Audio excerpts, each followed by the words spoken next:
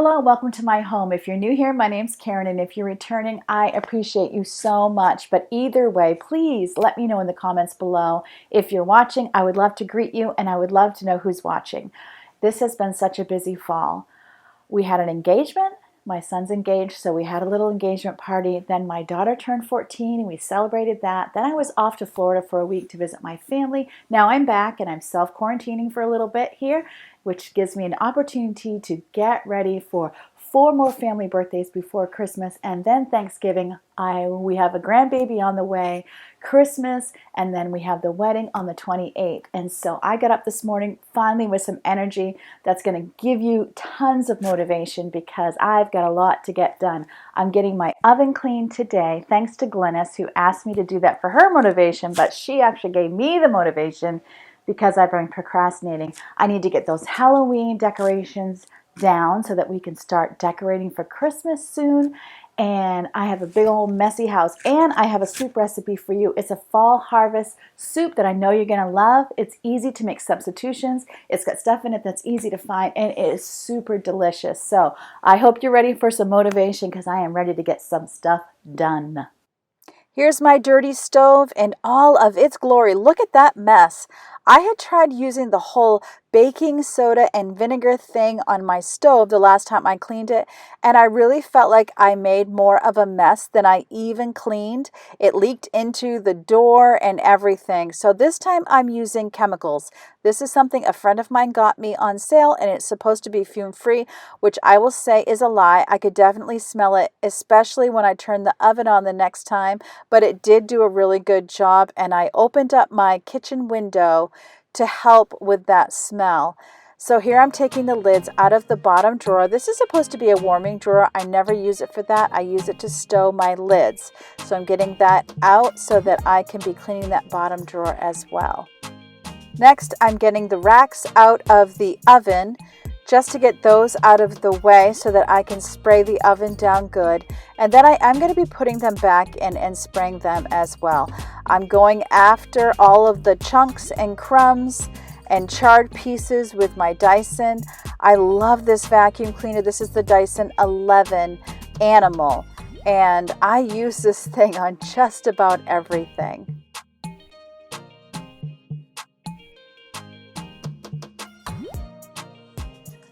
Now I'm spraying in my cleaner, and if you don't want to use chemicals on your oven, I 100% understand and get it. And I would invite you to put in the comment section below, what do you like to use on your oven to get it clean? I might like to try what you use on your oven the next time I do it, and you might also be helping others who would like to do something that's not as full of chemicals. The cleaner needs to sit in my oven for 2 hours. So while I'm waiting, it's actually getting near lunchtime, and I didn't, of course, want to use my oven, so I'm going to be using my skillet. And my husband got this ground chicken at the grocery store, and it's a rotisserie ground chicken, so it does have some seasoning to it. And I am going to be making some buffalo burgers that actually turned out really delicious, so I thought I would share it with you. I will be sharing that soup recipe, so you're going to want to stay tuned because you're not going to want to miss that. I've got 2 pounds of the ground chicken, and I'm adding 3 tablespoons of buffalo sauce. I'm adding 1 tablespoon of oil, and then my partner in cooking, Yvonne, is going to help me get that all mashed up.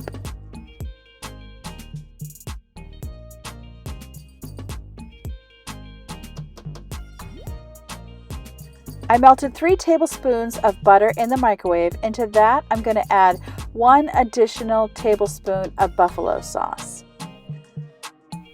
I'm stirring that together, and I'm going to use it to baste the chicken burgers when I cook them. Because I'm not adding any breadcrumbs, as you can imagine, this is very wet. So I'm not making burgers ahead and putting them on a plate and then putting on my skillet. I've got my bowl there, and I'm just immediately making burgers and putting them straight onto the skillet. Then once they're on the skillet, I'm kind of doing what I can do to make them more evenly round because it was a little hard to form the patty in my hand. In total, this gave me 10 burgers. Once I flip them over, then Yvonne is basting them with the buffalo sauce and butter, and then I'll flip them over one more time after the side down is cooked, and I'll baste the top as well.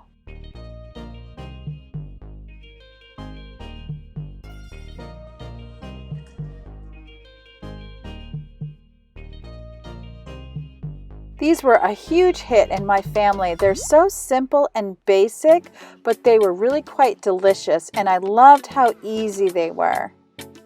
Some in our family preferred this as a lettuce wrap, while others preferred a more traditional bun. Either way, they were great. By the time I had cleaned up from lunch, my 2 hours was up, and I am ready to see how well the cleaner did on my oven. There was plenty of dirt on that door, and I will say the cleaner worked better on the inside of the oven than it did on the door. I also kept stopping to go rinse out my microfiber cloth as it was getting quite dirty. Once I thought I had done all I could do with the cloth, I decided to hit it with my razor blade that I use on top of the stove, and this was a miracle. Look at it come right off. All that grime was coming right off. This was super satisfying.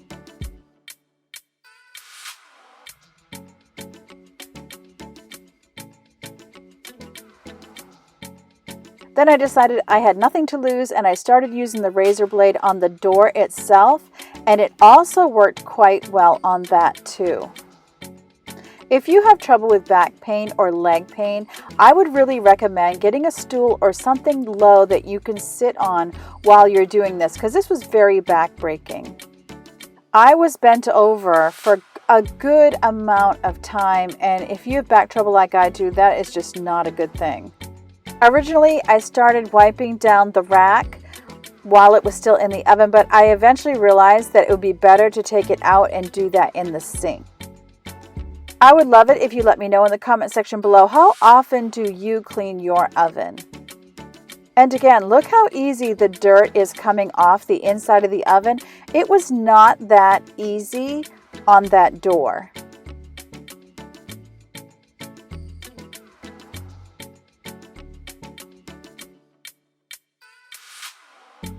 Watching this sped up, I have to say, it's like magic. It is so satisfying.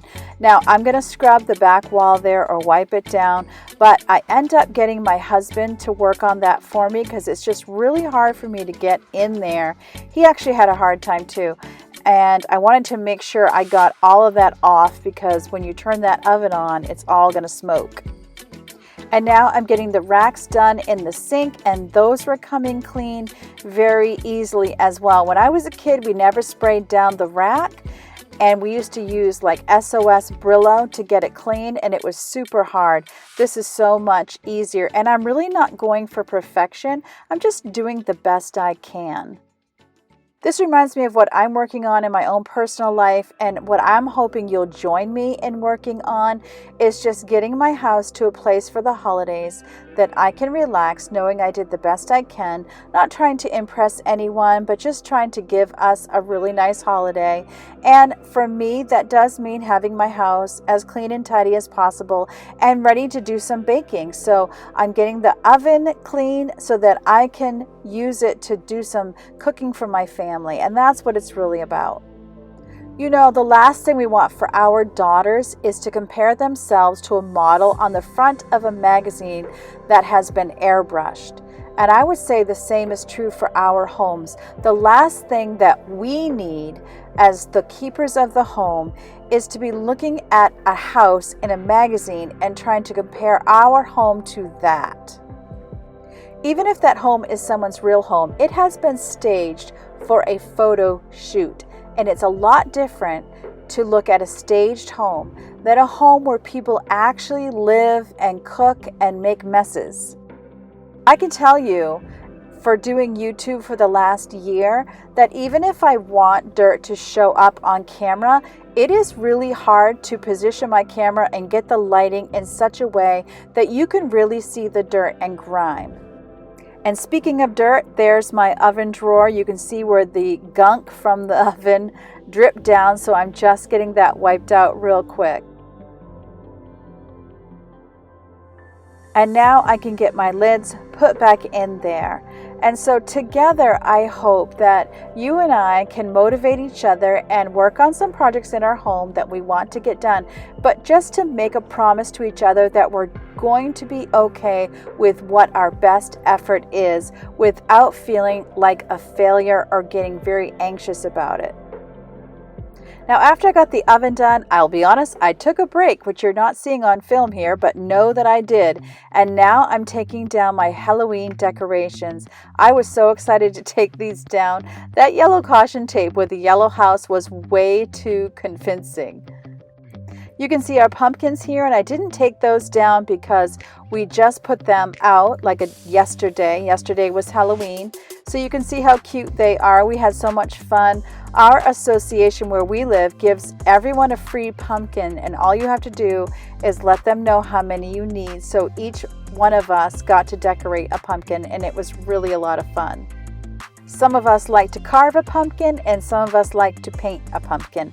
I did the one with the polka dots that you see. I just have something about polka dots on a pumpkin that I think is so cute. And all the leaves had gotten on this webbing, so that just added to the decor. My husband used a leaf blower on this front section of our house, but our house looks like it was dropped in the middle of the woods. So it wasn't but a few hours when more leaves just blew in right where he had already cleaned up. Let me know in the comments section, do you think you're going to be decorating for Christmas early this year, or are you going to wait until after Thanksgiving? Let me know when you tend to decorate. I was excited to get to put my fall wreath on the door. I had made this wreath from a summer wreath where I cut off all the summer stuff and put up fall stuff. You might remember that. It's in a previous video that I can have linked in my description box. This is Ralph, who Ava created, and we're going to let him stay just a little bit longer. With my big projects done, I feel like I can get some of the things I normally do first thing in the morning. When I have a big project that needs to be done, there are times that I will not do all of my morning routine so that I know I have enough energy to get those big projects done. And then if I have a day where I can't make my bed, well, that's the way it happens sometimes. My cat loves to sleep on my bed, so this attachment on my vacuum is great for getting up that cat hair.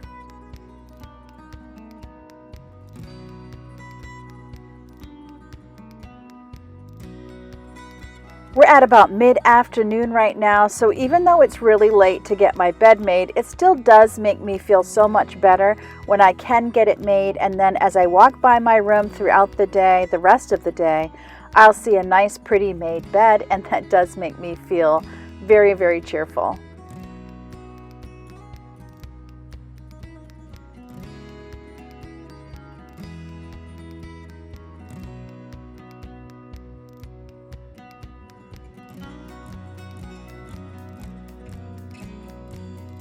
That is way better. And now I have a pile of laundry waiting for me on the love seat that I need to get separated. So here's my little bins. I have one for each child that lives at home. I say child even though two of them are adults, but I do separate everyone's laundry into their own bin, and then they can just come by, scoop it up, bring it to their bedrooms, fold it, and get it put away. And now it's finally time to show you that fall harvest soup. I'll have all of these ingredients listed in my description box below, and you should know that you can substitute your own vegetables that you enjoy in this soup. You might think Yvonne is helping me again, but actually this soup was her idea, so I was more helping her. This was her thing, and I just love that she loves to cook. I'll have the recipe linked down below. For our vegetables, we're using an onion, celery, carrots, sweet potatoes, sweet peppers, and then we're using 28 ounces of diced tomatoes, garlic, garbanzo beans, and also a cup of spinach.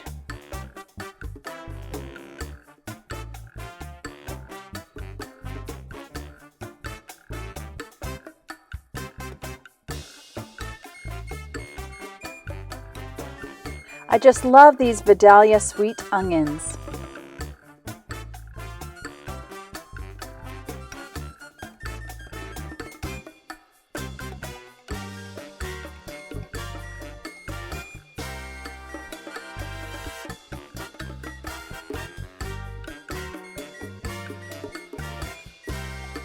Remember, any of the vegetables that you have on hand or that are your favorites are going to be great in this soup.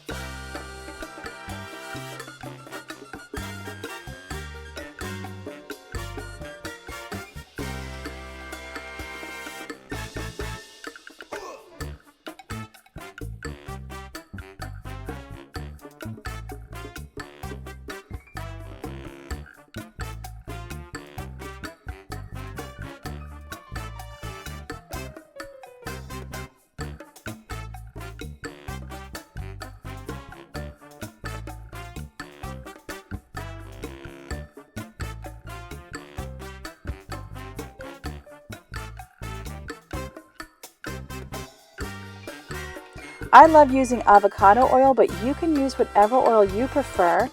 I'm putting down, actually Yvonne's putting down 3 tablespoons of avocado oil in the bottom of our Dutch oven, and we're going to let that heat up before we add our vegetables.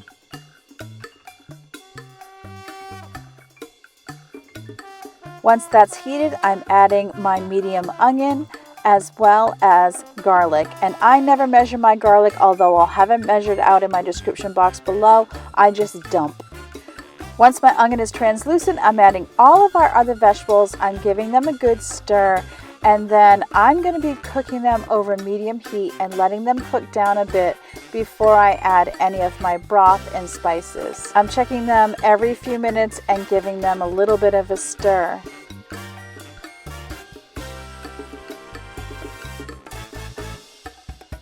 Once my vegetables have had a chance to cook, I'm adding 1 can of drained garbanzo beans and my 1 can of diced tomatoes. You'll see in the end I end up adding 3 boxes of veggie broth. I like to have mine fully covering all of the filling of any soup.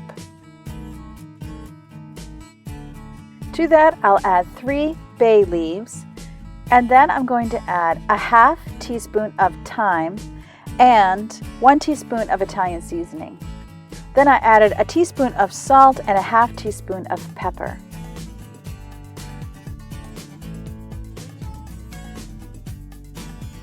We stirred those in just for fun, and then we're going to be adding our spinach, and we used 1 cup roughly of chopped spinach. I have to admit, I didn't really measure it. I just chopped some up and then threw it all in. And then I'm going to let the soup cook for 45 minutes.